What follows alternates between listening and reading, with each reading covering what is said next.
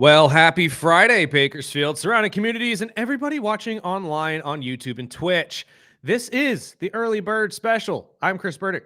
That is Sparky. Sparky, good morning. Happy Fantasy Friday. Happy Fantasy Friday, my friend. Let them know what they're in for. We'll get into the NFL preseason kicking off, plus a long list of injuries, an update on the whole WNBA. Another fan was arrested. This thing is just getting stupid, and I think we might know a little bit more about what is happening with these toys. We'll talk about some miscellaneous news. We'll preview SmackDown tonight, as well as some other miscellaneous wrestling news. And then we'll get into our Fantasy Friday. We'll debut our first of many Fantasy Fridays right here on the Early Bird Special. And we have one more pair of tickets to Bakersfield Brunch Fest. And since we are going to go down our fantasy quarterbacks and our sleepers, I just ask you guys to text in who is your quarterback sleeper or sleepers this year in your fantasy or just in general as a football fan by texting it in at 661-842-2000. Absolutely. And again, like I said yesterday, you want to go to this event. And you don't want to pay for it. No, you do not. Trust me, everything is free. Everything inside the event is free. All you need is tickets. Yeah, and we can get you in. Easily. So all you got to do, text in 661-842-2000 with your sleeper pick of the year. If you're a fantasy football guy or somebody who just enjoys football in general, you think you know who's going to be the sleeper pick at the quarterback position this year in the NFL, let us know. If it's somebody we weren't expecting, maybe it's somebody that we kind of agree with you, we'll let you know on the other side when we actually talk to you guys about our fantasy football picks. But we had some preseason football yesterday that we have to start with. We had 3 games, one ending in a tie, and an absolute troll job as well by the Raiders. By the Seahawks before going into the game. We'll get into that in a second. But preseason football is here. We got to see at least the starting offense for the Cincinnati Bengals, who ended up losing to the Philadelphia Eagles 34-27. In the beginning, obviously, you see Joe Burrow and Jamar Chase look like they should, burning everybody down the field, but obviously these are the backups. So how much can you really take into account for this?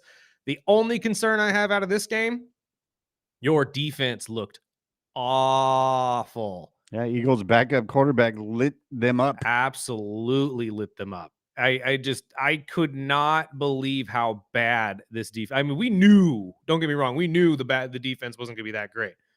But for Tanner McKee to go 20 for 25, 252 yards and 2 touchdowns, no interceptions, no turnovers at all.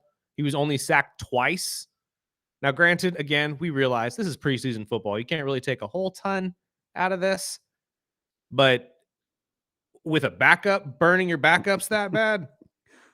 20 for 25, 252 yards and 2 touchdowns from Tanner McKee, which I didn't even know who that was. I mean, again, I don't think a lot of people knew who that was but until he looked last good. night. I mean, he looked good, whether it was the backups or, I mean, the Bengals defense is pretty much backups. So we'll see. And that's the only other thing too, right? Is just how good are we going to get out of, or how much are we going to get out of the Cincinnati defense? We've talked about it all offseason, especially with the problems of signing Shamar Stewart and Trey Hendrickson. Whether you get a deal done for Trey is still up in the air. And it's just, this is going to be the evidence for why you have to pay him, right? When we see week 1, much like we saw with Chris Jones a couple years, or I think it was last year with the Chiefs, when he was looking for his money, they weren't really keen on paying him that much money. They didn't know exactly how they were going to structure it and make it work for everybody. Then they realized how bad the defense was without him and how much they could not stop the run without him. And I think it's going to be very similar here in Cincinnati, except, well, for the pass game. You're not going to be able to disrupt any quarterback at all, whether he be backup or otherwise, without Trey Hendrickson. And I think these games are going to be proof of that here in the preseason, as well as going into the regular season, because it's going to be there. You have nobody on this defense, and it shows. So that's really the major concern if you're a Cincinnati Bengals fan. We'll talk about real quick the Raiders and the Seahawks, who ended up tying last night at 23 apiece. And We're going to talk about rookies who are shining. Jalen Milroe actually looks pretty dang good, promising 6 for 10, 60 yards. I realize not a huge sample size. Drew Lock played the majority of the game. But from what we saw out of the Alabama prospect, wow. I'm starting to believe Jalen Milroe might eventually take this starting spot if Sam Darnold does not work out. I think he has a very, very considerable argument that he could beat out Drew Lock for that number 2 spot. I don't know. What are your thoughts? I was saying the same thing. I forgot all about who was Sam Darnold. And obviously, he had a hell of a year last year, but you're going into a Seattle team that, as of right now, doesn't really have a big wide receiver room besides Smith-Njigba, but Cooper Kupp, but we'll see how that works out. Yeah, but it's not JJ. No, it's not the Vikings core or receivers. I do think Seattle is going to be better than a lot of teams, and I was watching just to see Milroe and of course Genty. Genty only rushed the ball 3 times, and with the toss going backwards, it kind of set him up to not really have much stats. But overall, I forgot that they could tie in preseason. So when I was looking back, I was like, season too. It's very difficult to do. I thought they got rid of that 2 years ago. Oh, did they get rid of that rule? I believe that's when they brought in the new OT rules. But anyways, I was impressed from Milroe. It's just really going to be really coming into what kind of Sam Darnold we see in Seattle. And if the receivers step up with DK gone. So, I mean, overall, I thought it was a pretty good game from what I saw. The Raiders coming back at the end to tie the game in the second half. But overall, I thought Geno looked good too. For what little we saw mostly Aiden O'Connell throughout the game. But you're right. I mean, the offense of the Raiders, still, we haven't seen enough to say if they're going to be good or not. The only thing I'm worried about with them is the offensive line. I mean, we talked about it before the show. I'm not sure if that offensive line is going to be good enough to open sustainable holes for Genty to run throughout the season. Luckily for you, Ashton Genty doesn't need you to open a hole. He'll make one himself. So I think it's still going to work out for the Raiders, but at this point, jury's still out when it comes to their offense. I need to see more. I don't think you're going to see a whole ton more, though, until the actual regular season. And during that game, I saw Mr. Beast Mode in the end zone taking pictures, and I was like, what the hell is he doing? And they made it official. During the game, the announcers were talking about that he had actually signed. He's an NFL official photographer. So we'll see a lot more of Beast Mode on the side taking pictures, which was cool. Is his first game is a preseason game with 2 teams he played for. Well, you know what, that is awesome. But you know what's going to be great as well is we're finally going to get a photographer that can run with a running back when they break away. So you're going to see Marshawn Lynch sprinting up the sideline, passing every running weekend, backs, just taking pictures as the running back is running by. It's like, oh, that's going to be so great. That's going to be some great action shots. And he's not the first athlete really to step into this role too. I know Ken Griffey Jr. does the same thing, especially for a lot of golf or golf tournaments. He'll be out there, and sometimes baseball too, if I'm not mistaken. He'll be out there, but it is a new venture for some of these guys that I really am very excited to see. I love when athletes step into a new area, but it's still kind of in athletics. Like their love for the sport still just radiates through their work. But at the same time, they have this hidden talent that no one ever knew they had. Like, who honestly would have thought that Marshawn Lynch would become a photographer after all of this? He's a brilliant businessman. Don't get me wrong. We already know that. But I know he owns a couple bars, and I saw him on Bar Rescue a couple times. Yep. Well, I mean, anytime you can get publicity, it's good publicity, of course. Right? And just for him to step into this new role, I'm very excited to see what comes out of it. And again, the fantastic action shots that we should get from this, I think it's going to be great. And then the final game of the night yesterday, which will parallel into what we're going to talk about after the break, was the Ravens against the Colts, where the Ravens win 24-16. And the Colts quarterback decision, I think, just got a lot easier. Yep. First drive with Anthony Richardson, he drops back, he gets sacked off, I grant you, a terrible missed block from your tackle.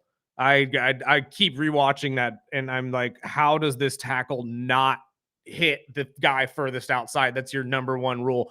But again, it is what it is. It's preseason football. You make mistakes and you move on, I guess. But with that major sack came a dislocated pinky on his throwing hand. They were able to reset said pinky, and he came back into the game for a short stint just to leave again. Just to get hit a couple more times. I don't know about you, but I think this quarterback room just got a little bit easier.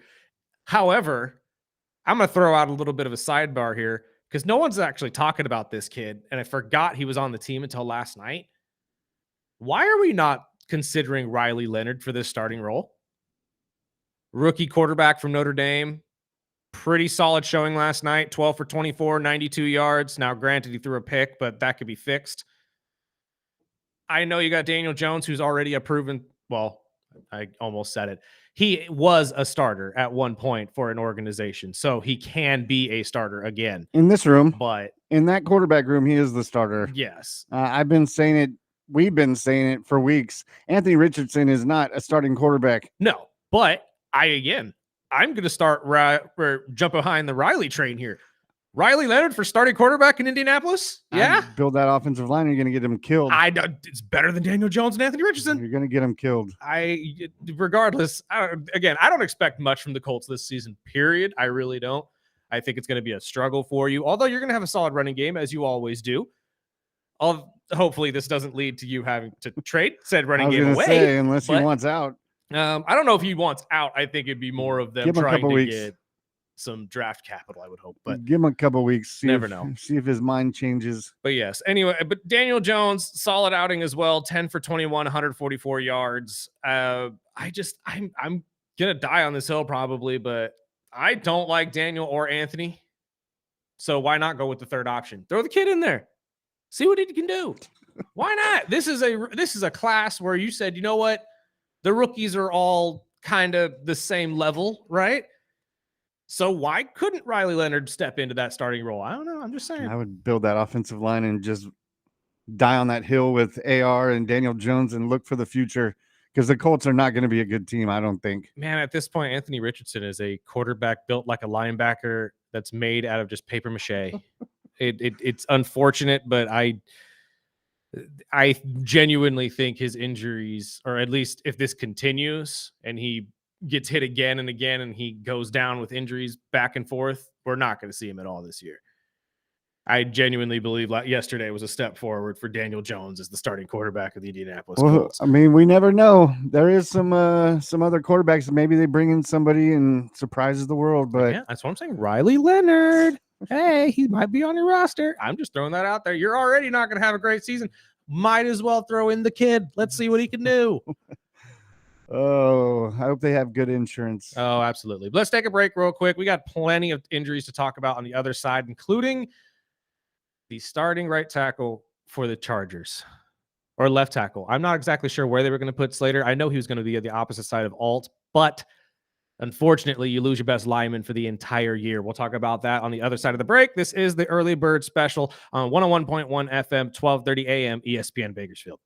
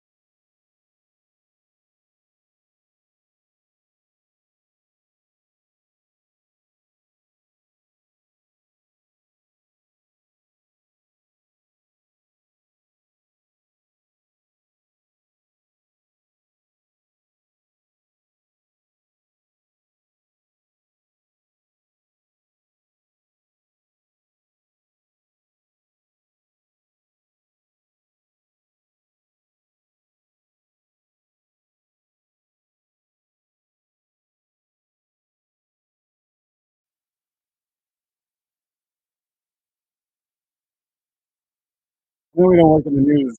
I don't work in the news, but there's a crazy stolen vehicle pursuit on the news right now in LA, Naturally, as they down in always do. Brentwood,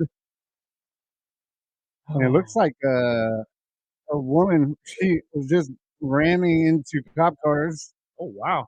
Now they've got her out, but she's not getting on the ground. Yeah, it's crazy. Another Friday morning. Car chases are always entertaining, right? And why does it always happen in LA? Every time I look at that TV, it's a car chase in LA every single time. Well, we're already talking about LA, so let's stay in LA.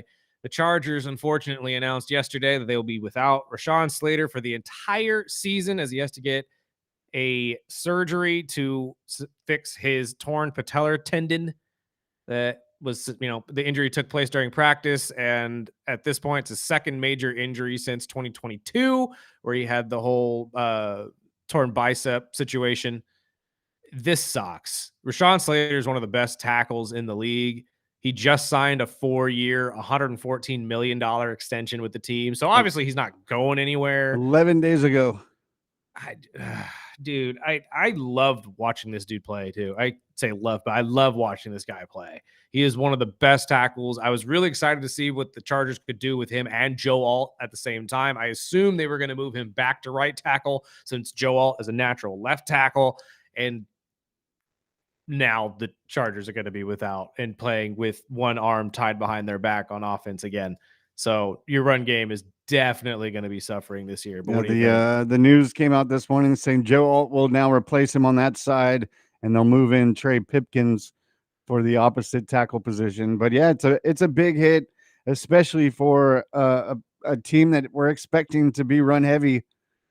But I mean that's a big hit. At least it's early in the preseason. But I mean, obviously, you're not going to be able to just replace somebody that talented. Mm-hmm. But it's a big hit. And Harry Douglas had this to say on how much this will really impact the Chargers this year. Jim Harbaugh as the head coach, he wants to own the line of scrimmage. He wants those big guys up front to maul people, move them from point A to point B against their will, dominate up front. They also want to run the football. There's a reason why they went and signed Najee Harris in the offseason and drafted Amarion Hampton. They want to win the line of scrimmage. But also, when you look at Rashawn Slater, he protects the blind side of Justin Herbert. Because now, every time Justin Herbert drops back, he has to have that trust in the backup that he's not going to get hurt from being blindsided from a sack that he didn't even see coming. And at this point, you have to trust Joe Alt to be the guy to step in and actually fill that void. I think he can do it. He's done it very well at Notre Dame. And honestly, I know they probably, again, I was expecting them to start him at left tackle anyway and put Rashawn back at right because that's what Rashawn came in as the right tackle. And he's a fantastic block side tackle. So it would make more sense to me that you would put the more pass heavy guy on the left, protect the blind side of Justin Herbert.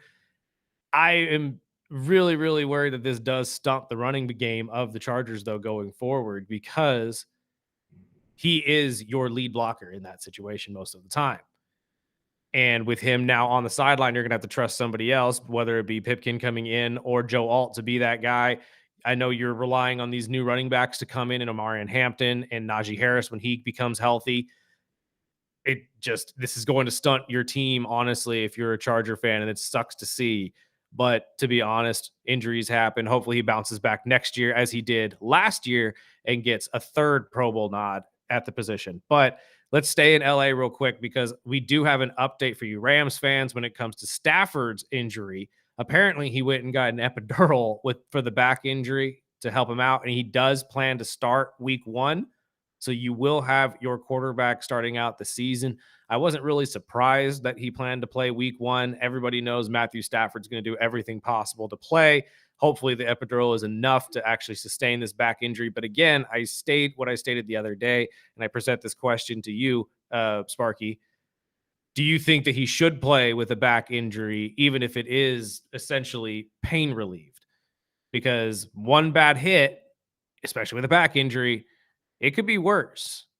And epidural isn't exactly something that heals you. It just No, masks the it pain. band-aids it exactly. And with your starting quarterback and so much on the line this year, you don't want him at 80%, 70% and getting these shots every game. It's a long season. and it only takes that one hit, I would seriously just you signed a veteran quarterback as your backup with Jimmy G, Mhm. and maybe let him rest a little bit. Let's see, if he can get back to 100%. Maybe miss a couple weeks, get the future, 100%, because you force, I mean, you're not going to force. We talked Stafford, he's a strong dude. He always plays through injuries. We talked about his early years in Detroit and how many hits he had to take out there. But I personally wouldn't want him in right now. I wouldn't either. It's an aggravated disc in the back. And again, you're taking on the Texans week 1. It's a tough defense to go up against. I know your team needs you, but I feel like staying out a little bit longer and just healing from the back injury is the better idea, especially for the long term. If you want to be able to play football for the next 2-3 years, if you re-aggravate this injury or it gets worse, a back injury is a killer. Like, don't get me wrong, we talk about wrist and arm injuries, obviously for quarterbacks, knee injuries all the time for athletes, but a back injury, if you are even considering being healthy post career, that is probably the number one spot of your body you need to take care of is your back and neck, because that is something that will literally cripple you. So I do worry for his health a little bit. But like we said, Matthew Stafford is as tough as they come. He is an absolute dog because he came from Georgia anyway. But at this point, it does concern me. I don't want to see week 1 we have a Aaron Rodgers like situation. I don't mean to compare it to him, but it's the last time we've seen it. But we could see it in LA. Unfortunately, Stafford drops back, takes a rough hit, and now he's out for the entire season. That's the last thing you want if you're a Rams fan. And then one more quick injury that we should talk about before we take a break. Xavier McKinney could miss the entire rest of preseason camp and most of preseason with this calf injury that he sustained. Hopefully, he's looking for a start week 1 against the Detroit Lions. If you are a Green Bay Packer fan, you want Xavier McKinney out there. He was one of your biggest acquisitions. And last year, he was a stud for you when he was on the field going up against the Detroit Lions, who right now, although still probably the top dog in the NFC North, there's some blood in the water. I'm not gonna lie. When you lose 10 coaches in one season, there's blood in the water, and there's a lot of reason to believe that the Green Bay Packers could step up and take the role of the king in the North.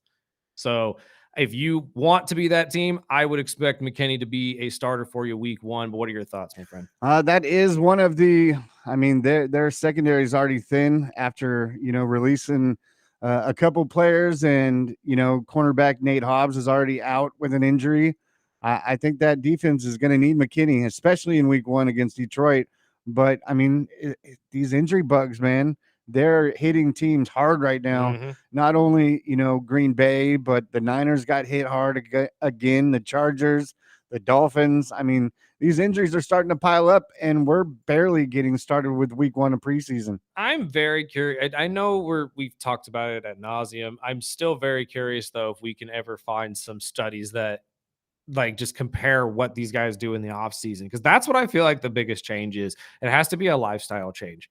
It has to be, because there's no real change in terms of the stuff or like how much these guys work out, what they do with their bodies. I mean, we've gotten better at that. So to have so many lower leg injuries and have these kind of season ending or career ending injuries happen so often, it racks my brain.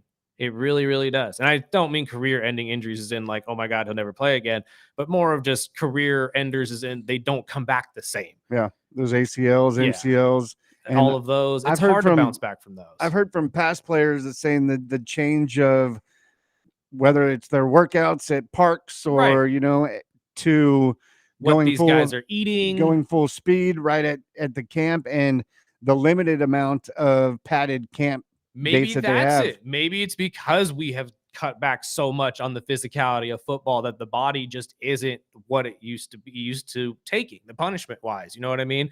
So maybe we need to, like George Kittle said about the ammonia stuff the other day, maybe we need to find a middle ground. Maybe we need to allow these guys to be able to be padded up more often and be able to take these hits a little bit more so they're ready for it. I don't know. Again, I don't know the studies of all of it. If we could find some, or if anybody out there knows of any that would like to share it with us, 661-842-2000, feel free to reach out to us. We'd love to read up on this and find some sort of solution, because it happens far too often. And we lose a lot of really, really good players to just injuries that you're not used to seeing so often. So I'm very curious of what the studies are in that area. We got to take a break, though, pay some bills. On the other side, unfortunately, we have some more football news for you. I say unfortunately because this is an arrest that really is a dumb one, but we'll get to it when we get to it. This is the Early Bird Special right here on 101.1 FM, 1230 AM, ESPN Bakersfield.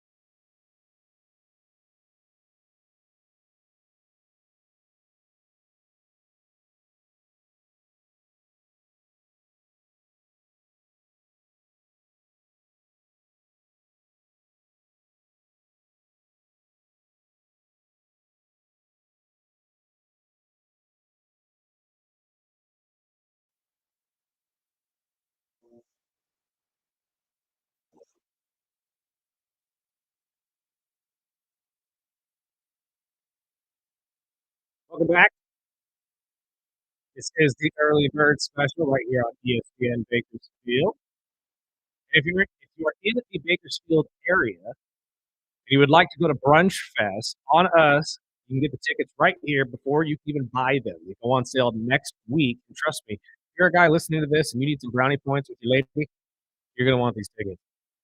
It goes on October 11th at the Kern County Fairgrounds. All you have to do, text in 661-842-2000. Give us your sleeper pick this year at the quarterback position in the NFL, whether it be just regular sleeper or fantasy football. It doesn't matter. We'll take either or. We just love to hear from you guys, and we'll pick a winner here around 8:30, somewhere in that area. We'll run down our quarterback list and sleepers at 8, so we can get into that then. Yeah, absolutely. But before we shift over to a little bit of WNBA news, because we have more to talk about in that area again. Duck. God, it's getting so weird. It's getting so bad. It really is. And we'll explain where we believe all of this is driving from, because The Athletic has a story that they believe there is a connection to all of this ridiculousness in the WNBA and the sex toys that are being thrown on the courts. But before we get to that, the Texans' Jimmy Ward has been arrested on a bail violation, says his lawyer. Unfortunately, Jimmy Ward was arrested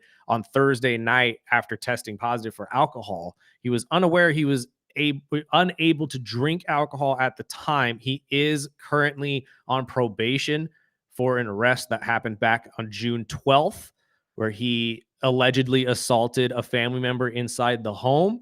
He was arrested that day, and when obviously these things are going on and you have pending charges, you are not allowed to drink or do anything like that. Yeah, are you an idiot? And to be fair, because I don't know if that is common knowledge, but he's an idiot. He is an idiot. Don't get me wrong. I'm not backing him for any of this. Your lawyer probably should have told you that too, though. Your lawyer probably actually did tell you that, and you don't care. I mean, how do you? Never mind. No, go into it. I mean, how do you get tested positive for alcohol, first of all? Like, are you just knowing you're going to get randomly tested when you're on probation? Everybody knows that. But, I mean, to test positive for alcohol, which I believe only is in your system for, 24 hours? I mean, how stupid do you have to be? You make good money. You're on an NFL contract. I mean, how stupid do you have to be? And, I mean, getting arrested twice in 10 days? Something like 2 months or something like that. Now he's not being charged with anything further than what he's already been charged with. But for those of you who don't know, when you do break your probation, you have to spend the night in jail. So obviously he spent last night in jail. I agree with you, big dummy. The hell's wrong with you? You big dummy. Knock it put down. First off, it's football season. Why are you drinking anyway? Exactly. Why are you drinking anyway? It's football season. You should be getting ready for the season, homeboy. You shouldn't be worried about going out and drinking. Hey, you're not Marshawn Lynch. No. And at this point, you just got out posting a $30,000 bail after this entire situation with the family member, which still hasn't been resolved. You are coming off a year where you got a major foot injury against the Chiefs. You played 10 games last year and had a pick for the Texans. You're on a contract year. You're just rolling the dice and playing dominoes right now, aren't you? It's ridiculous. You're 34 years old, brother. You should know this stuff by now. You really should. And I know I'm trying to be nice and tell, give him the benefit of the doubt. Maybe he really didn't know that was part of his probation. I don't know a lot of people that have been through stuff with the law or have had probationary periods put on them that don't know what they can't and can't do. And for sure, most of them know you can't drink. And I'm pretty sure your homies probably knew you can't drink either, because I'm 95% positive you didn't drink by yourself. Yeah, and you're not the only one on probation.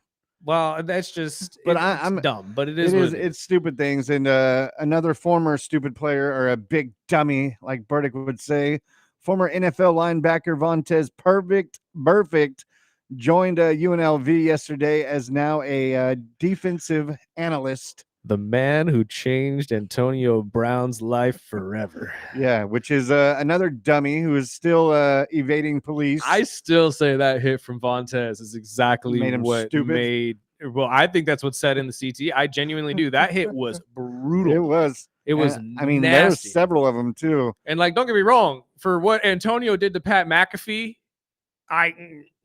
Yeah. one was coming back to you apparently, all that type of hoopla. But for Vontaze to have hit Antonio like that, there ain't no way something up there didn't get rattled. I mean, I've watched just recently because when the story came out that AB skipped the states and is hiding out and doing social media videos, like he riding the Debo bike on one of the videos. It's just hilarious, that guy. But Texan safety Gardner Johnson, who is also dealing with an injury.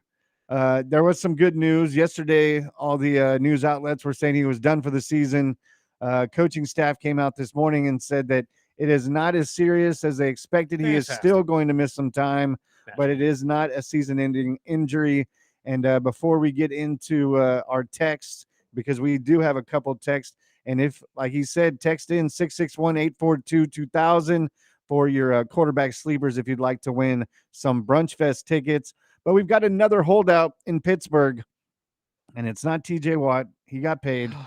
But this one is from star defensive tackle Cam Hayward, four-time All-Pro, entering his 15th season, is now reportedly seeking a restructured contract with a raise as the defensive market has obviously shifted dramatically.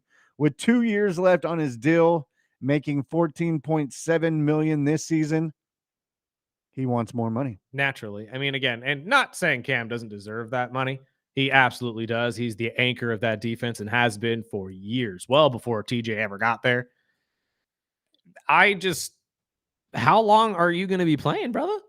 Like, I'm all for seeing Cam Hayward continue his career and go into his 40s, 110%. But I don't think I've ever seen a defensive tackle go that long. And as a sustainable starter, I'd love to see it, though.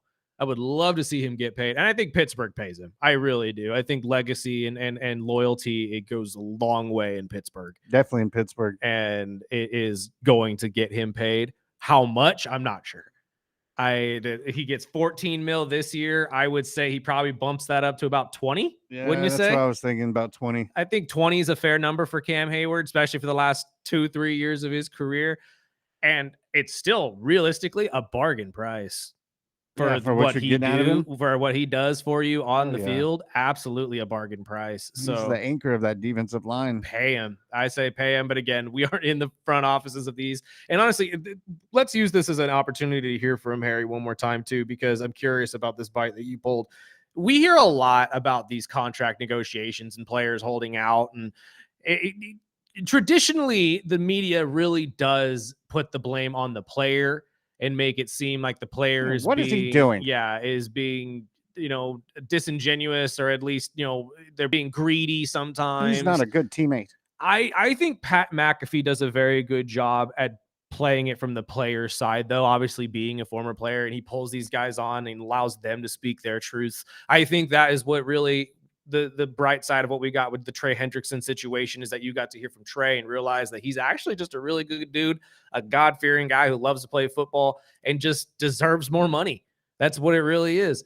But a lot of the time the media can spin it and really kind of blame the player instead of blaming the organization and the owner for not wanting to pay. I know we do, or we blame a lot of the baseball owners for not wanting to pay their players. And we don't really do that with football owners. So let's hear from Harry Douglas real quick on how he feels about this entire situation. I never really ever understood why so many people want to lean on the side of billionaires who doesn't give a damn about them. Like, they're billionaires. Do y'all think Jerry Jones truly, dearly cares about any of you? Guess who does? Players do. You think Jerry Jones, the billionaire, the greatest car salesman, who can sell water to a well, that he actually cares about fans? Jerry Jones is a businessman. So people, once and for all, I hope this is the last time I have to tell you, stop taking the sides of owners.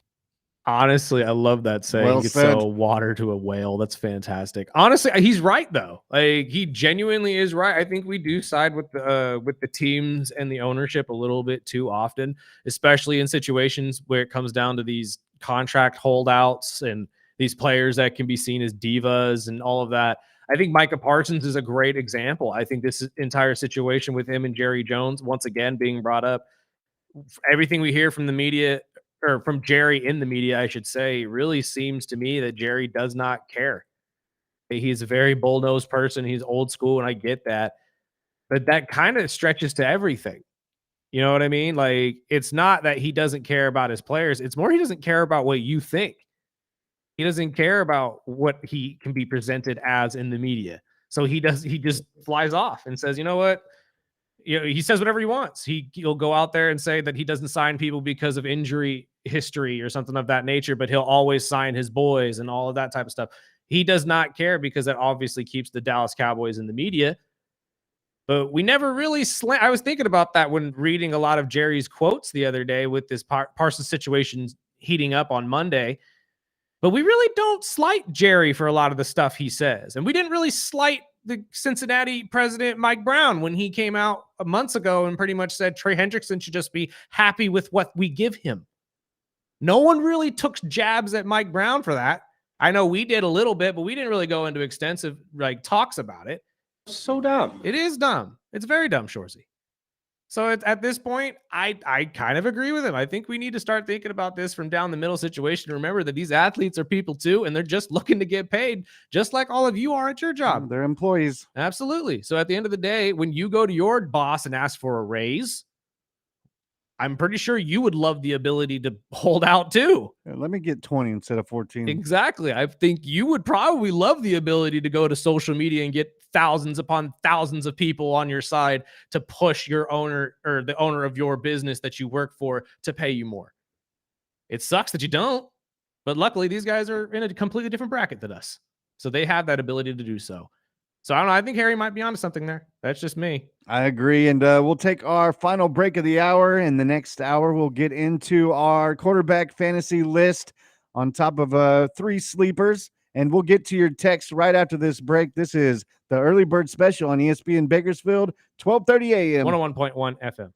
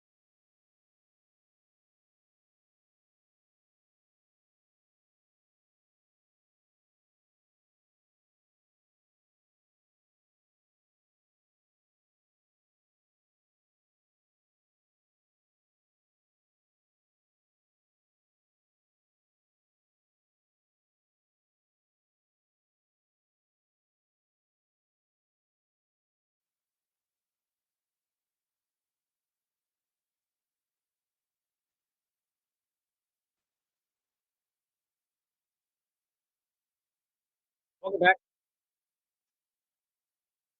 Early, this is the early bird special. Final segment of the hour before we get to our Fantasy Friday segment of the week. Give you guys a top 10 quarterbacks going into this season for you fantasy football fans out there. But before we get to that, we got to talk WNBA real quick. We got some football texts if you want to get to them. Do you want to do those first? Do you want to do? Sure. Yeah, We're let's do the talking text football. first. Why not? Yeah, let's wait on this WNBA stuff. The first one says, are the Browns sabotaging Shador by announcing he's starting after never giving him any reps with the starters? I hope he proves critics wrong. No. And I'm going to say it because you also have to remember the vast majority of the people that'll probably be starting in preseason game 1 are also backups. And what we heard from Shador yesterday during the show, he was saying that they've kind of mixed him up with the first team and the second team. And of course, with all the injuries they're dealing with. It's preseason football too. You're not going to see a whole ton of him, I don't think. But I don't think it's going to sabotage him per se. But then again, the Browns haven't exactly had the best history in developing quarterbacks. So maybe you're right. Maybe this ends up sabotaging him and actually absolutely shooting him in the foot. The only thing that I worry about really is injuries, especially in these preseason games, because we see far too many of them. But the next one says, from experience with the back, the nerve root, depending on how bad it is, 2 to 6 weeks should help, but it sucks bad because one more of those hits, talk about bringing it back, if not worse. Back injuries never go away until you get surgically repair injuries, but them and even then, they really do suck. Trust me, I've had 2 back surgeries. I'm telling you, and I realize that. That's my point. That's what makes me worried about this whole Matthew Stafford thing, because it's an aggravated disc in the back. And granted, if you go get an epidural, sure, that'll mask the pain for you. But what is that really doing for you long term? Yeah, if you're talking about sniffing salts. Yeah, I mean, what about epidurals? At this point, yeah, no, we're talking about masking all of that and stopping people from playing injured. This is just a massive, massive red flag to me. And if I'm Sean McVay, if he is anywhere close to still being injured, I'm not playing him, just because I need him for the rest of the season, not just week 1. And the last text before, I mean, there's tons of them with sleepers, but Cool. One said, I wanted some of that. I watched some of that game with Daniel Jones is clearly the starter for the Colts. And also the Dolphins is probably going to crush them in week 1. And I think it's going to be a lot of teams beating up on the Colts this year. The Colts are one of those teams, unfortunately, I don't have you doing very well. Bottom 5, I wouldn't necessarily put you in the bottom 2 just yet. I still say the Saints are worse than you. And in certain aspects, I feel like the Giants are too, but we'll see what we will see once the Giants actually get on the field for once. I still think the Jets are probably in there too, in the bottom 5. Until proven otherwise. I mean, the Jets are the Jets. It is worrisome to me that if it's Daniel Jones, you're not going to be much better than I feel what the Giants had a couple years ago. Because what do you have on the Colts that the Giants didn't? You have a superstar running back already in Jonathan Taylor. Okay, Saquon. You had the wide receivers for him in the Giants. They have plenty of wide receivers for him to throw to in Indianapolis. You got Pittman. You got Pierce is still there. He's a fantastic slot receiver. You just drafted him a brand new tight end who looked great in game 1. I'm not 100% sure, though, if Daniel Jones can put it together. That's why I'm on the Riley Leonard train now. Let's go. Put in the kid from Notre Dame at this point, because that's the only way you're going to win football games. I would look in some veterans. I mean, if you want to go that route too, it is what it is. But I'm just saying, why not put in some sort of, faith in the kid you drafted this year? And who knows, maybe you can have the Brock Purdy of the draft class. Everybody's looking for the Brock Purdy. Where's Riley from? Notre Dame. Okay. I'm just, again, I'm a USC fan, so I'm not going to sit here and cheer on a Notre Dame fan that hard. I'm just saying, if you're an Indianapolis Colts fan, I'd jump on this train with me, because Daniel Jones definitely ain't taking you to the promised land. I'm sorry. I don't think anyone is really, but we'll get into, after this break, we'll get into our debut of Fantasy Friday. We'll go down our top 10 quarterbacks, whether it's, I mean, we're talking fantasy, so it's in the name, and we've both got 3 sleepers. Hopefully we don't have the same 3 sleepers, but until then, I mean, you can text in. If you'd like to win some Bakersfield Brunch Fest tickets, text them in. You've got about 30 minutes before we pick our winner for the week. Just text in your sleeper quarterback, and we'll take our final break of the hour. Get to Fantasy Friday right here on the Early Bird Special on ESPN Bakersfield, 12:30 a.m. 101.1 FM.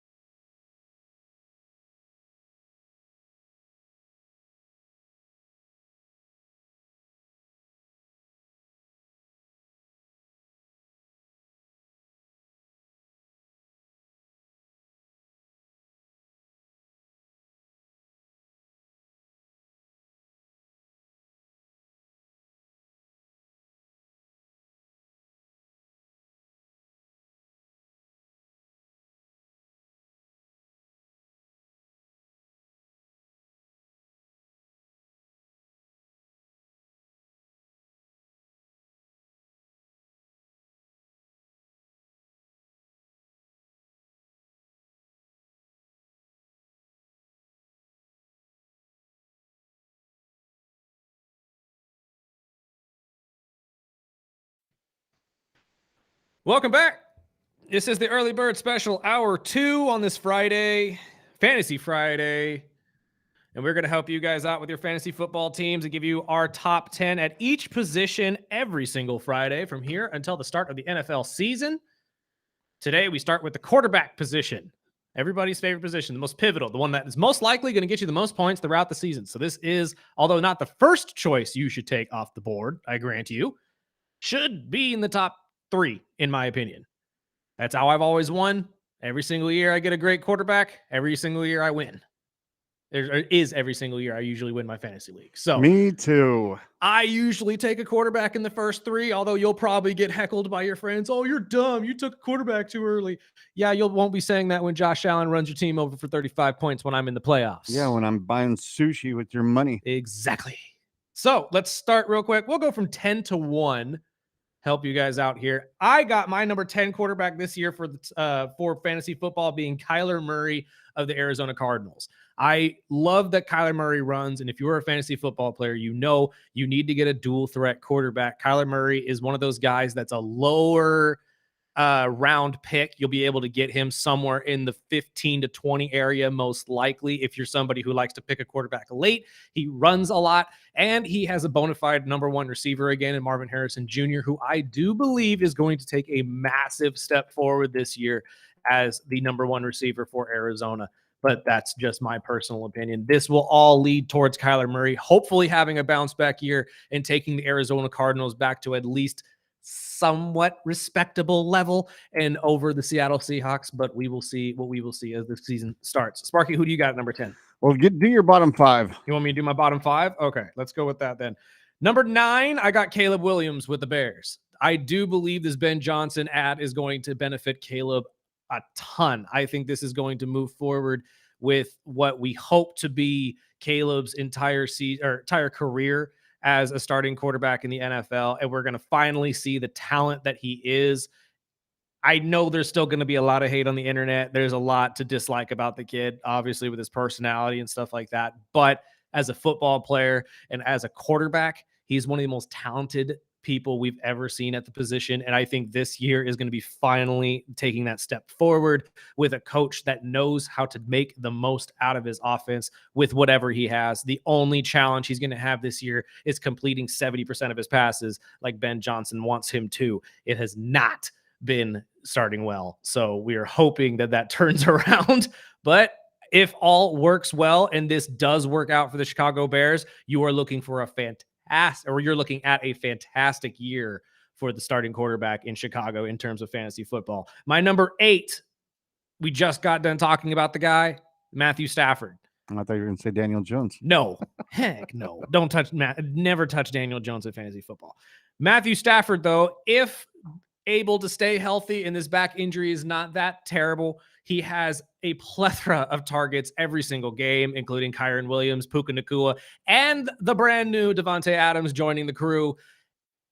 I'm just saying, every single year this guy comes out and slings it. He's a 4,000-yard quarterback, and he doesn't need to run. He's easily one of the more coveted quarterbacks, and you can still get him at a margin price when in terms of fantasy football, whether you're playing a what do they call the leagues when they actually have money involved in the auction leagues? You can get him at a pretty solid price. Or if you're just a snake draft guy like we are, you could probably get him around the same time you can get Kyler Murray, and he is easily going to be a good pairing and handcuff, as they like to say, to people like Puka Nacua and Davante Adams. I would expect a lot of touchdowns to go their way. Number 7, I have Jared Goff. If the Detroit Lions can stay consistent, Jared Goff still has the absolute monsters at wide receiver that he had last year in Jamison Williams and Amon-Ra St. Brown, who I believe St. Brown will once again be a top 5 receiver in fantasy football this year, but we'll get to that in a couple of weeks. And Jared Goff is still one of the most accurate quarterbacks in the NFL. So to believe that he will take a step back, even with the loss of so many coaches, I do kind of think he will in a way, but he'll still be a considerable contender in terms of fantasy football. And then my number 6 may shock people, but I got Patrick Mahomes. I think the Chiefs will be solid as they always are, but the last couple of years from Patrick Mahomes have left me kind of baffled. He's been pretty mid I drafted him last year. It was horrible. He has not been a solid fantasy football quarterback for some of you in the last couple of years. And really, in terms of the offense in general, they've gone from a bona fide top 5 offense when they were really the dynasty that was the Chiefs dynasty back in the day. They have turned into a middle ground offense and a more defensive minded team in Kansas City. So it has really turned into a rough going for fantasy football people who love Patrick Mahomes, although still one of the top quarterbacks in the league and will still get you about 20 to 30 points a week. I wouldn't necessarily put him in my top 5 of quarterbacks to covet, though, this year going into 2025. It's a good list. So my bottom 10 through 6, number 10, I'm going with Jared Goff. Kind of the same situation. I almost didn't put him in that list, but the more I did my study and remembered what I saw last year, obviously with 10 plus coaches gone, I'm sure that offense is going to be a bit different. But when you got guys like St. Brown, I'm never going to overlook a guy and his accuracy. And he's just an overall stud. I think it might not be as successful as last year, but I never overlook Dan Campbell. I love the guy. And I think Jared Goff is a top 10 quarterback in when it comes to fantasy. I think number 9, we actually agreed. I've got Caleb Williams in there. I'm still nervous with Caleb, not because of his actual football skills, but just a new system. And I know he's a smart guy, but we rarely see quarterbacks step in and I wouldn't say repeat what they did last year because it wasn't all pro type top 10 quarterbacks from last year. I think he's a solid quarterback. He's got a good receiving core, even the tight ends. I'm just a little weary, but I wouldn't overlook him. I have him at 9. Number 8 is Bakersfield boy Jordan Love. I love the receivers they got, including the rookie receiver, which is turning heads, and players are already thinking he's the wide receiver 1 out there, which reminds me that Dobbs, whatever. He's probably, I wouldn't be surprised if he gets traded before week 1. So I have him at 8. Number 7 is the big surprise. I'm not going to overlook my boy Tua. I think Tua is a top 10 quarterback when he's healthy.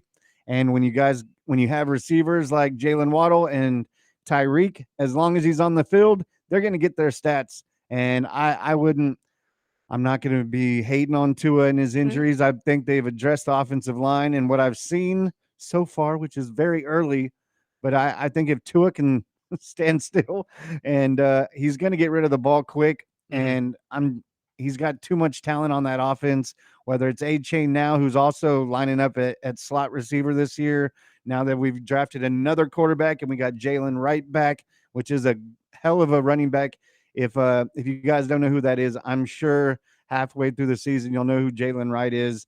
And number 6 for me, what's close with Patrick Mahomes, I went with Jaden. I think Jaden, I've also read some rumors that we haven't really talked about, but I've heard some whispers that the Dolphins and the Commanders have been talking about swapping McLaurin for Tyreek. Oh, good Lord. Which would be a shock, not only for Washington. I think that'd be a good trade, though. But I think it might be a positive for both teams. I think so, too. I love McLaurin, and if we can replace Tyreek in his mouth with somebody like McLaurin, I think it could be an even swap. I think both teams would benefit. But as of right now, I've got Jaden at 6. Honestly, Jaden at 6 doesn't surprise me. And I'll get to that when we get to our top 5s because I'll explain where I have Jaden as well. But my only concern when it comes to Tua and Caleb, and I'll even say this when it comes to my number 9 pick, is the decision-making part of it, right? I think that if both of those guys can, like you said, learn to sit in a pocket and actually dominate from that part of their game, use their scrambling ability more like Russell Wilson does to just buy a little bit more time to throw the ball, not necessarily look to make a play, then we will see more of a beneficial side for people like Tua, especially because, again, you have to keep him upright. One hard hit, much like I said with Matthew Stafford, we might be in trouble.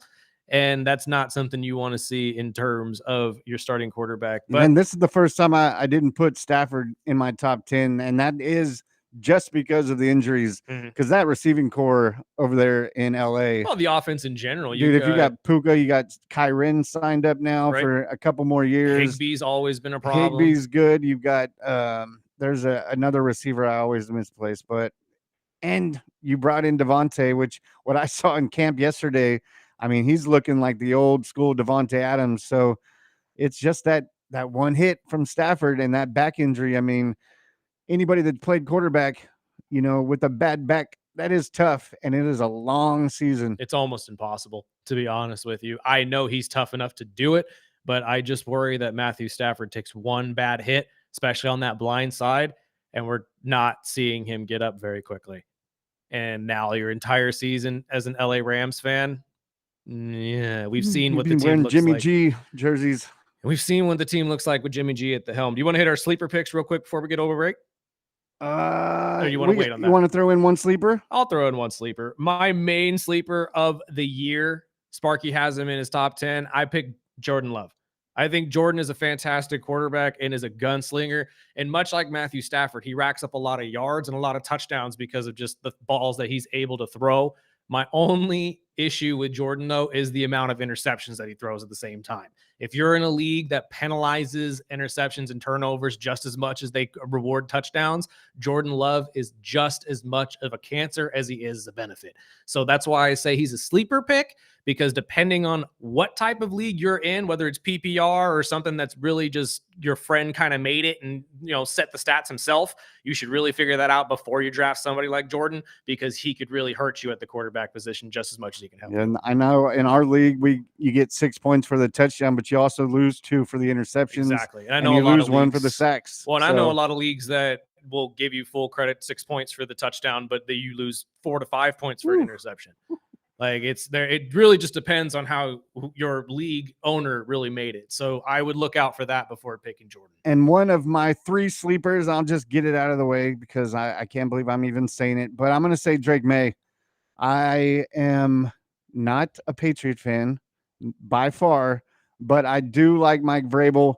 I do like what they're bringing to the Patriots. I think the Patriots are going to be a little over a 500 team in the first year. I think that defense is always going to be here. It's going to be a studly defense. I think Drake May is a sleeper because I think if he steps up into the position, as we've seen little spots of him being a straight good quarterback, I think Drake May, with whether it's Diggs or what's the other guy? Rasul Douglas. Yes, Douglas. I mean, he's always a sleeper too. But I think if he can take that step forward, I think Drake May could definitely be one of those sleepers you can get really, really late in the draft and could surprise some people. I almost put him in my sleeper picks. The only reason I didn't is because I felt the other 2 I had there have a higher chance of that exact thing happening. I agree with you. I think the New England Patriots are poised to have a really good season this year, especially with how easy your schedule is. But it is going to be one of those situations where you have to trust that a guy like Drake May can fill a void that Tom Brady left. Because again, now I realize, we're still tying back to the GOAT here, but the coaches you have coming in were Tom's coaches too. Now all of that even gets heightened to a nth degree. You know what I mean? Like, can McDaniels come in and really make Drake May look like that? I think he can. I think Drake May has shown that he is athletic enough to really fit any kind of offense you need him to. And he has the ability to run, which Tom never had. Yeah. And I think McDaniels is a perfect offensive coordinator, just not so much as a head coach. Yeah. I think that there's that with a lot of people, like I've said about like the Lions situation last year, sometimes your team benefits from having 3 head coaches on your team. And sometimes the guys that we think are head coaches just don't pan out. And honestly, I don't blame him either. Going to a situation that he went to with the Raiders wasn't exactly what you wanted, but he got what he wanted. He got to be a head coach for a while, didn't work out for him, and now he's home, and they get to restart and see how this works out with Mike Vrabel at the helm. So let's take a break, though. Pay some bills. On the other side, we'll give you our top 5 plus our last 2 sleeper picks of the year at the quarterback position. This is the Early Bird Special on 101.1 FM, 1230 AM, ESPN Bakersfield.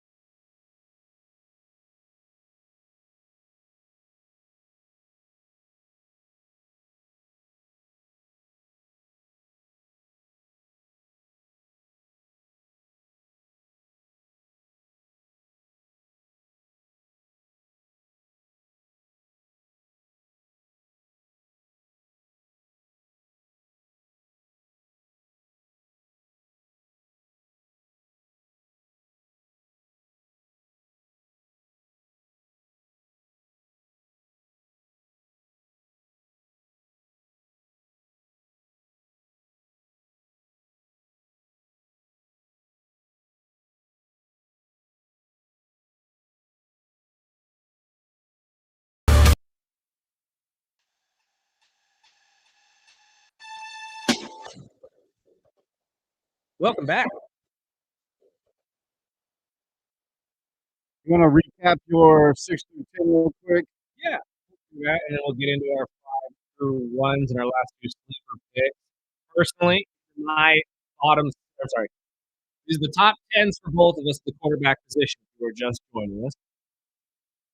From 10 to 6, I had Kyler Murray, Caleb Williams, Matthew Stafford, Jared Goff, and Patrick Mahomes as the 6 through 10 for the fantasy football quarterbacks of the year. And then the one sleeper pick I've given you so far was Jordan Love.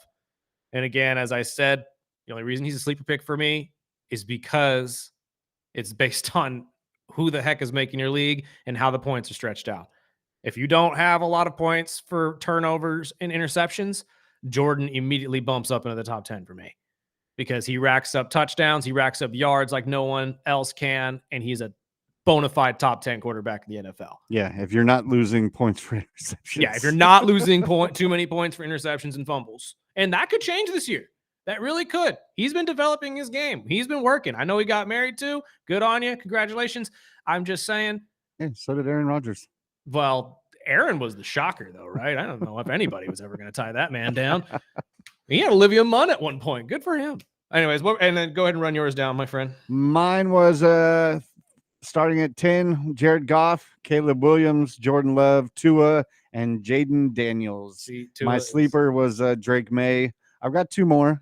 He was my second of 3, but I think the Tua thing, as long as he can stay healthy, and I think Miami has at least tried over the last 2 years to build that offensive line, but in a fantasy way, I mean, he puts up points. No, he does. He absolutely does. And you're right. When it comes down to having wide receivers like Tyreek Hill and Jalen Waddle across from you, makes it easy. It really, really does, especially when all you have to do is have them run cross routes and just run away from people. Exactly. That's what I'm thinking Trevor Lawrence does with Travis Hunter this year. And I'm hoping he learned to throw the damn ball away. That is, again, decision-making, right? That's what I was talking about before we went to break. That's the big thing that's going to hinder a lot of these guys like Tua and Caleb Williams specifically, because I'm not going to lie, when it came down to decision-making, at least protecting themselves decision-making, both of those guys are at the bottom of the barrel when it comes to having the top-tier decision-making in that area. So let's go down top 5 here real quick.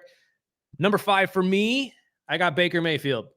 I think Tampa Bay goes up against a very, very weak division. They have a very solid schedule looking in front of them. And plus, what we just talked about when it comes to guys like Matthew Stafford having weapons, let's not forget Baker has 2 of the best wide receivers in the game with Mike Evans and Chris Godwin. And they have been bona fide studs in fantasy football every single year because Baker's been throwing them the ball. And obviously when Tom was there too, I know that too, but it is what it is. Right now, Baker Mayfield is the one that is leading the helm. And I think everybody really is kind of believing that Tampa Bay takes a step forward in the offensive game this year, especially in the run game, because they couldn't really find a suitable running back to help them out last year. I think they found it this year with Bucky. So we'll see what happens going forward. But I got Baker at 5. Who do you got? My number 5 was Patrick Mahomes. Is it really? I went back and forth with him and Jaden at 5 and 6, but it's Mahomes, so I had to give him, I personally drafted him last year and I paid the price for it. I ended up getting 3rd instead of what I wanted. Obviously, I got my money back, so I played for free. But I would think that just his intelligence, his football skills should, and I'm just saying should, at least be better than what he was last year in fantasy. You're right. Theoretically, it should, although he'll most likely be starting the year without his number 1 receiver, and hopefully Worthy will be healthy enough to play. But we'll see what happens when it comes to Kansas City. Who is his number 1 receiver? Rashee Rice. Is it? Yeah. Oh yeah. 100%. Because those packages they run, I don't know if it's Worthy sometimes it's Hollywood Brown. Sometimes, I just think it's Patrick Mahomes. So I'm going to give him the opportunity, or give him at least the benefit of the doubt, the benefit that he could be a top 5 quarterback. Absolutely fair. But I'm still nervous. It's Patrick Mahomes. Like you said, he's always going to be a top 5 quarterback, regardless of who he has across from him. Plus, the name we haven't said yet, but no one else can get out of their head. Travis Kelce, still a top 5 tight end, really. unless this year he takes a major step back, and then we're going to be talking about a retirement, to be honest with you. But that will be, that's a bridge we'll cross when the season begins. My number 4, I got CJ Stroud. I think CJ didn't take a step back last year like most sophomores do, although it didn't exactly get him a lot of limelight because the Texans were still kind of in that mid-range, not really a Super Bowl contender just yet area. And the wide receivers that we thought he was going to have benefiting his game, like Diggs and Romeo Dobbs and all these other guys. There's a lot of injuries in that area. I think they fixed that this year, and the Houston Texans move forward with CJ Stroud looking even more elite than he did in his rookie season. My number 4 was Jalen. He should be in the top 3, but I'm going to leave him at 4 just because he's a top 5 quarterback. Either way you look at it, his receivers, he's got a ton of receivers, ton of outlets, and he runs. And it benefits when you have Saquon Barkley behind you. And the tush push. Yeah, exactly. And honestly, he's going to benefit from a lot of touchdowns from the tush push until that play is inevitably pushed out of football, or, everybody figures out a way to stop it. But that's why I glad you have him at 4, because I have him at 3. I genuinely believe he is one of the best running quarterbacks too. And just racking up points in terms of fantasy football, he does that very, very well. The only times that he didn't last year were the games where he got hurt and he had to leave. He is a sustainable top 5 quarterback in the NFL. And I think Jalen Hurts continues to do that with this Philadelphia offense this year. I'm surprised. You had him at 3? I had him at 3. So my 3 is Burrow, and then Josh Allen and Lamar at the top. We have a Dave McElwain sighting. So my top 3 quarterbacks: Burrow at 3, Josh Allen at 2, and Lamar at the 1. Fantastic. I mean, okay, I kind of cheated with my top 3, to be fair, because I do have Joe Burrow at 2, but my number 1 is a 1A, 1B with Lamar and Josh Allen. You can't go wrong with either of those two. You really can't. Both of them are going to be the leader of your team in points, regardless of which one you pick. And it's just one of those situations where if you're looking for a fantasy quarterback, you cannot create one that's better than either Lamar Jackson or Josh Allen. Guys who run the football well, throw the football well. They have championship bona fide teams behind them, and it's all moving forward for both of them. Joe Burrow, I have it 2 because obviously the Cincinnati Bengals have done everything possible to keep the offense together, nothing with the defense. And as we saw last year, Joe Burrow dang near threw for 5,000 yards and over 40 touchdowns with very little interceptions. I would expect he comes in and does that again. So you got him at 2 on your top 11? Exactly. But it's, again, 1A, 1B. I think that's fair. Who are your final 2 sleepers? Oh, what's really surprised me, I didn't have Stroud in my top 10, and neither of us really have Aaron Rodgers unless he somehow got into your sleeper. No. But my 3 sleepers, including Drake May, my other 2 is Michael Penix.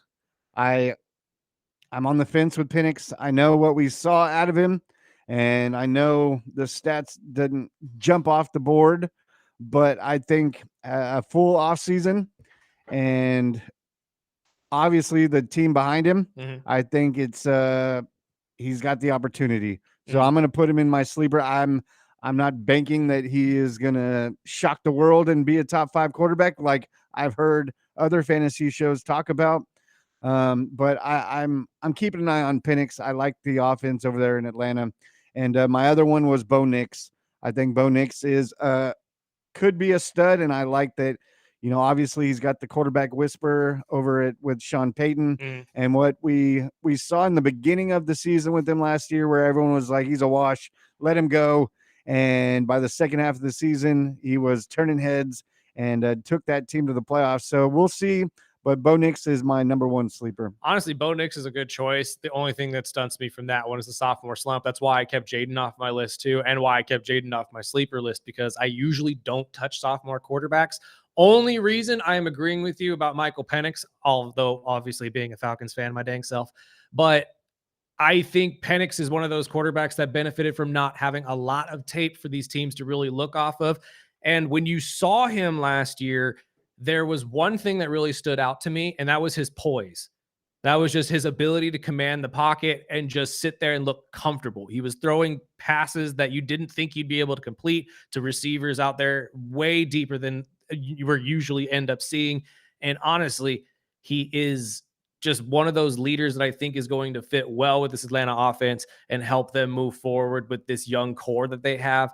I'm hoping that Kyle Pitts finally makes that jump into some sort of relevancy as a wide receiver. I don't even care if he's a tight end anymore. Put him at a receiver for all I care. If the guy needs to do anything to get open, whatever it takes. My other sleeper of the year as well is Dak Prescott. I think this year is one of those years where the Dallas Cowboys really look at their leader and say, we need you to step up and be the guy. And that is Dak Prescott. As much as the media wants to spin it to whomever they want at the time, it is always forever going to be the quarterback position. Dak Prescott is the vocal leader of this Dallas Cowboy team. And to be honest with you, with this offense looking the way it does, I think he can return to form and be a formidable quarterback. Because let's not forget, a couple years ago, Dak Prescott was putting up MVP type numbers. The only reason he didn't win the MVP is because the records of the team he was playing on weren't very good. The same thing with Tua that year. Exactly. It just, their success did not equal MVP caliber, so he was left off the MVP votes. Dallas still has that ability to reach that level offensively, no matter what the heck is going on with Micah Parsons in the defensive side. And I think this is that year where Jerry Jones and the coaching staff, under a brand new head coach in Dallas, let's not forget that as well, you look at a guy in Dak Prescott and say, you've been the guy, you need to be the guy this year. And that's why I'm going to put him at a sleeper pick, because I feel like at least starting out the year, he's going to come out firing and he's going to start looking like the Dak Prescott of old when he was at least competing for an MVP trophy. I could see that. I could definitely see that. We'll take our break. We'll get through our sleepers that you guys text in. We'll get a winner for our final pair of tickets to Bakersfield Brunch Fest. And then we'll wrap up the show with some WWE news and what we're watching this weekend right here on the Early Bird Special on ESPN Bakersfield, 1230 a.m. 101.1 FM.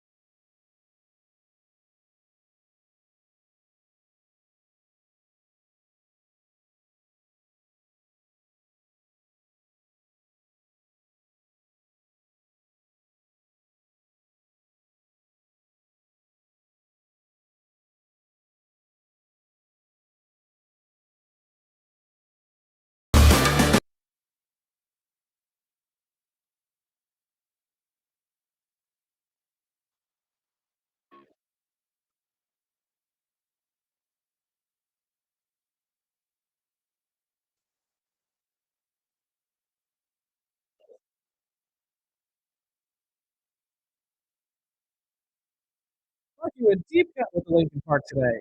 I like this song. Love this song. Welcome back to the Delivered Special. Real quick before we get to the rest of the news of the day, because we do want to talk about this cryptocurrency thing. Yes, we've seen your text messages. Yes, we know about this. And no, I'm not enthused anymore. I'm not entertained by this. But let's get to the text messages real quick. Let's give away some tickets. What do we got? We've got some sleepers from you listeners. Fantastic. We've got some Dak Prescott coming back from injury. I agree. Again, I think this is the year where Dallas really looks at Dak and says, we know you're trying to rehab. We know you're trying to bounce back. I think this is the year you do that, and you are the leader of the Dallas Cowboys once again. The next one says, I've got Tua, since a lot of people talking crap about him. I've got Penix, and I've got JJ McCarthy. JJ is another one that I considered, especially since he's coming in on what would be his rookie year. My only concern is what we saw from JJ in Michigan is that he is a 200-yard thrower, maybe. So we've never really seen him be a bona fide superstar in the NFL. And that scares me in terms of fantasy football, because you got to remember, you're thinking about point total here. And I don't know if 200 yards a game is going to get you enough to really be a star in fantasy football. I think JJ could change that. Again, if you get some 70, 80-yard touchdowns, those 200 yards turn into 350 real quick. That's very true. But again, he played for Michigan too. I didn't touch him. But the next one says Jaden Daniels, Bo Nix, Geno Smith, and I think the bust of the year is Caleb Williams. Bust of the year is Caleb. I mean, that's entirely possible as well. If he does not do well this year, we will definitely be having that conversation at the end of the season. But the only reason I stay off of guys like Jaden and Bo is, like I said, and I've stated this a couple times now, but the sophomore slump is real when it comes to quarterbacks specifically. And we have very rarely, I mean, under 30% of the time, seen a rookie quarterback come back and have a superstar second year. CJ didn't even come back and have a better year than his rookie year. He was about the same, which is good if you're Houston, but you want your quarterback to take steps forward. So that's why I don't mean to stay away from Jaden and Bo altogether. If you have an opportunity to take one of them, take them. But you're definitely rolling the dice this year with sophomore quarterbacks. The other one says, not exactly a sleeper, but always slept on, my boy Jalen Hurts. 100%. He really is, to be honest with you. He doesn't get the love he deserves. The other one says, my sleepers this year is Bo Nix, Justin Fields, and Cam Ward. That is some sleepers. Oh, those are some definite sleepers right there. Well, again, Justin's throwing about 35% down in New Jersey right now in training camp. And Cam Ward, although I do hear some great things out of the camp in Tennessee, jury's still out. I need to make sure that this offensive line can hold up and protect him first. So we will see when it comes to Cam Ward. I could be biting my tongue here, though, and he could be the surprise of the year. One says, did you guys really leave Aaron Rodgers off this list? Yes, we did. Absolutely, we did. Touching it. I'm not touching Aaron Rodgers in an Arthur Smith offense. I mean, in a 12-team league and things get a little hairy when you're looking for a backup, he might land on a backup. But I'm not touching him. Remember who's his offensive coordinator? It's Arthur Smith, who I know we talk about John Harbaugh wanting to run the ball. Arthur Smith does nothing but. So it's not going to be one of those seasons where Aaron comes out and throws for 5,000 yards and rides off on on his white horse looking like a god of football. Unless I see he can roll out and throw deep, I'm not. Oh, I'm sure he can do that. But the issue is what I saw last year. I'm not sold. Even I wouldn't touch him on fantasy unless he was my backup. I mean, that's true too. I would take him as a backup, as a potential breakout of the year. But yeah, no, top 10, nowhere close. I would put him maybe at 15 lower. And the last one is Geno, which very well could. I almost put him on my sleeper list just because I've seen what Geno can play or can do when he's comfortable in an offensive scheme. 100%. And back with Pete Carroll, maybe I really think Genty's going to be the highlight in that offense. But I think having a veteran quarterback like Geno, he could very well surprise a lot of people this year.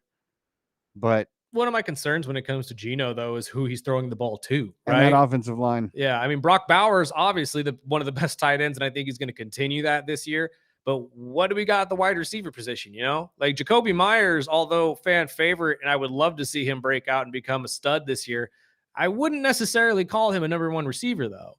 So it really boils down to that. Although Geno Smith, yes, can throw and complete 70% of his passes and has proven to do that, it's more about who he's throwing the ball to. So again, when you're talking about fantasy football, you have to take that into account as well, is what the targets are and how likely those targets are to go off as well. And I'm sure there's a few quarterbacks that didn't make our list that will be drafted high just because of those receiving cores that they have. Look, Trevor Lawrence, Justin Herbert, all of these guys, they're going to put up numbers for you.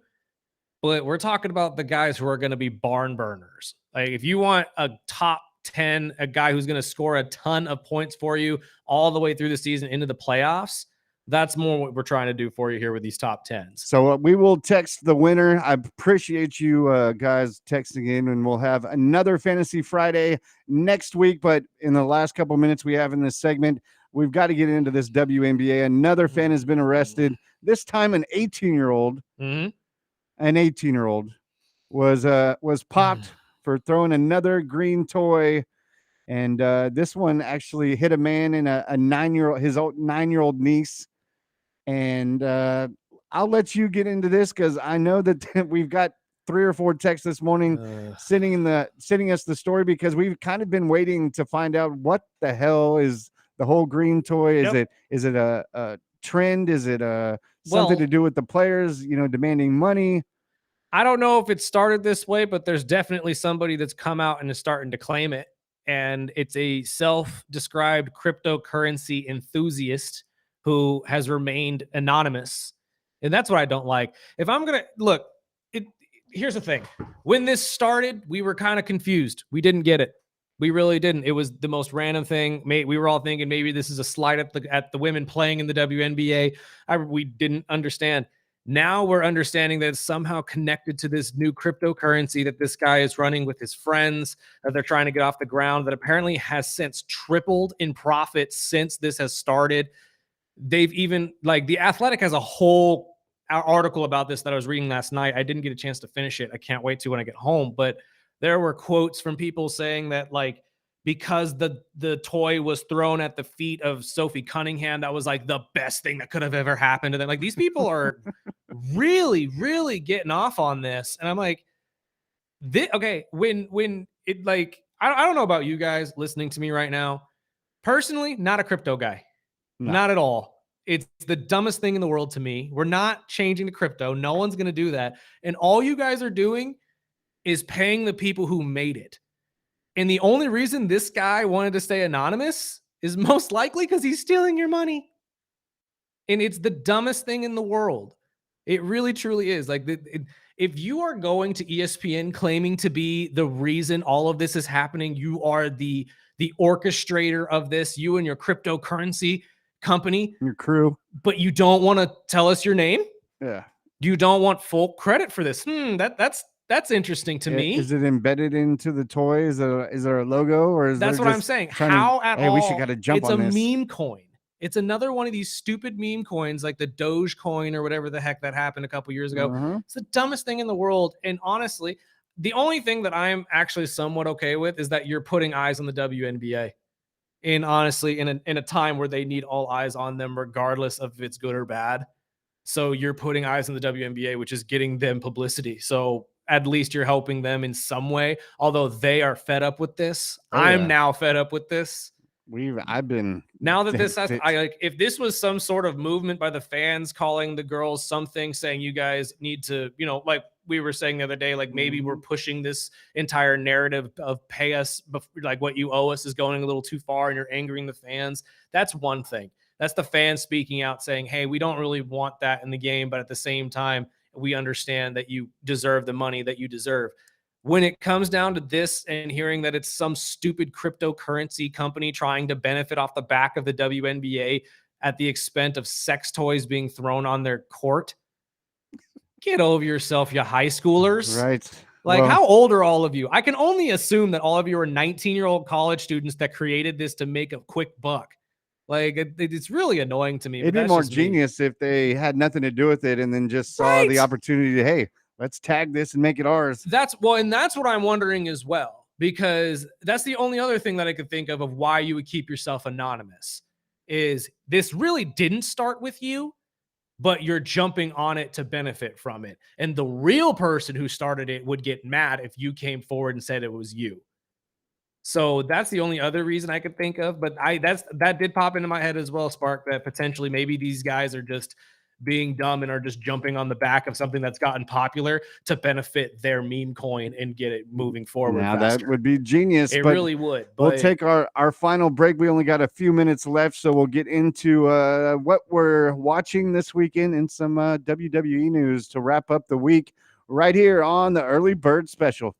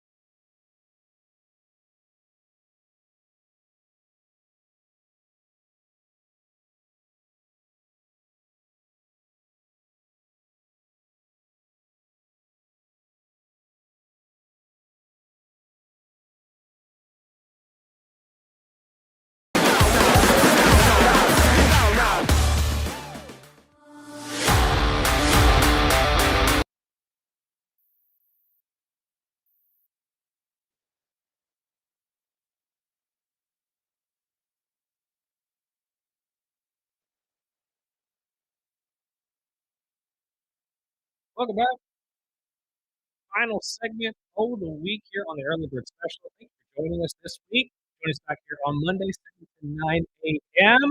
We'll give you a rundown on all of the preseason games going on in the NFL starting tonight, going into the weekend, plus everything you'll need to know about wrestling going into next week, as well as we await Clash in Paris for the WWE. Go Mariners. Go Mariners as Go well. Dolphins. Baseball is still well underway. You got about 40 games left for most of your favorite teams with the playoffs looming. It is going to get to that point in sports again where I am just giddy with just anticipation. Oh, speaking of giddy, Josh Giddey? yeah, I've heard that now the Warriors are trying to take him. Doesn't surprise me at all. There'll be a great addition to the Warriors I do not front. want that to happen. I know you don't, but to be honest with you, I'd love to see him pair up with Steph Curry. Just dish him passes. And another all over the X-Bull court. with Butler. Oh, my Lord.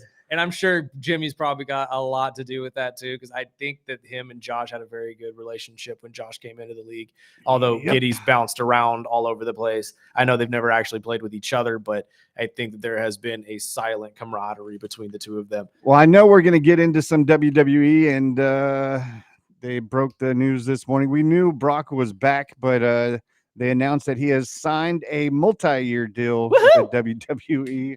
I personally have never seen him wrestle in WWE, so I'm excited. I always think Brock. I think UFC. Okay. And so I'm excited to see what we get in the squared circle. Can I give you a little homework on Brock Lesnar? Or at least a match that I think you will enjoy of recent Brock Lesnar fame. Because that's why I was really happy to see Brock Lesnar. Sorry, I'm trying to look up the year. Brock Lesnar is notoriously one of those wrestlers, along with Roman Reigns, that makes SummerSlam. He's always a part of it. So when I saw Brock come out, I was like, yes, hell yes, let's get this done. However, you have to watch the greatest SummerSlam match between the two of them, which was it's a no. Brock and Roman. Brock and Roman have had multiple matches against each other. There's one, I can't remember the year, and I'm pretty sure it's SummerSlam, where he takes an entire forklift and lifts the ring and all that. And he's falling down. Yes, I've seen the clips of it. I've never seen the match. You need to watch that match. It's one of the best matches I've ever seen. And Brock Lesnar himself is a fantastic wrestler. Although the big story coming out of the WWE, everybody is absolutely ecstatic to hear the WWE has extended a contract to Karrion Kross and his wife Scarlett to keep them there.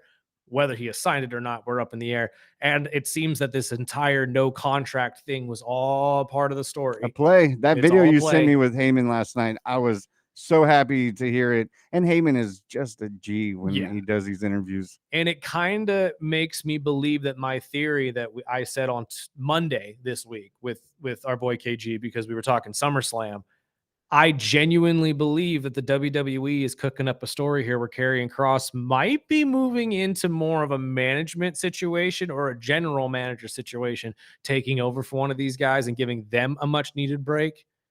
Or the other one that kind of floated in my head as well, the only thing we know about tonight's SmackDown is that we're going to see Cody Rhodes and John Cena come out and talk about what happened at SummerSlam, whether separately or together, still up in the air. And the fact that we're in Montreal, Quebec, Canada. So Brock Lesnar will most likely be in attendance. But what's next for Cody Rhodes coming up is going to be addressed as well, with all of this stuff looming that he will be needing to leave to go shoot the Street Fighter movie, just like Roman does. We may see Cody have to give up that belt sooner than people think. Yeah, and I don't see him losing it in a match unless it's some type of Brock. Yeah, Brock-like situation coming back and taking it from him. Or, just throwing this out there, why not Karrion? Or The Rock comes and takes it. True. Yeah, that I could see. Because I was expecting that at SummerSlam. But I was not upset when I saw Brock instead. No, exactly. And again, this entire storyline between John Cena and Brock Lesnar is going to boil over. I don't know if we're going to get it right away, though. I still believe this is going to be the retirement match in December, that Brock Lesnar wants to go out being the one who retired John Cena, especially if he signed a multi-year deal with the company. He's not going anywhere. I would genuinely believe that Brock Lesnar, the retirement match, is going to be the one known as the one who retired the GOAT. I'm more interested in seeing what the angle is with Cody. Yeah, but again, I think they're going to separate Cody from the entire John Cena thing now. And we'll see Charlotte connected.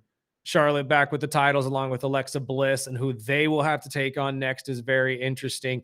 I'm curious if we're ever going to see these two actually established as a full-time tag team, though, or if we're just going to continue with this whole we're just We're not friends. Yeah, we're not friends, but we are friends. But I love it. we are allies of convenience. I still think that needs to be the name. And I still thought for some reason that somehow Alexa was going to get into the wide six, but I kind of like this with her and Charlotte. I think that was the original plan, but I think they're going to hold off on that until an inevitable separation of her and Charlotte.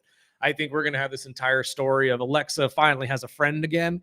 And then when she or Charlotte inevitably, turn on one another, go sour. Then we're going to get Alexa back with the Wyatts. Well, in the last minute of the week, what you watching this week? SEC, the Netflix docuseries. I'm hopefully going to finish that. I have not been able to pick it back up since the other day, but it's been very, very entertaining. If you're a college football fan, I highly recommend you check this one out. Any Given Saturday is a fantastic docuseries and a string of docuseries that Netflix has released in the last couple months to a year that have been absolute home runs in my opinion. So that's what I'm watching. Besides SmackDown, I'll be Ubering my son around like normal, and then I'm gonna go out to the Crystal Palace for Buck's birthday bash. Didn't you just get a car? Yeah, but his license is not legal yet. He's got a couple months, but besides that, I'm gonna go see Weapons. Oh, you gotta let me know how that is. I'm very curious about that. It's one of those horror movies that I have no idea what it's about whatsoever. But that's all we got for you guys this week. Thank you so much for joining us. Join us back here next week, 7 to 9 a.m. As always, we'll be talking to our guy 24kg about all things wrestling as well. This is the Early Bird Special on 101.1 FM, 12:30 a.m. ESPN Bakersfield. And don't forget, go follow us on YouTube and all social media platforms as well. We got to get out of the way for the great Rich Eisen. Sparky, let's get out of here. KGEO.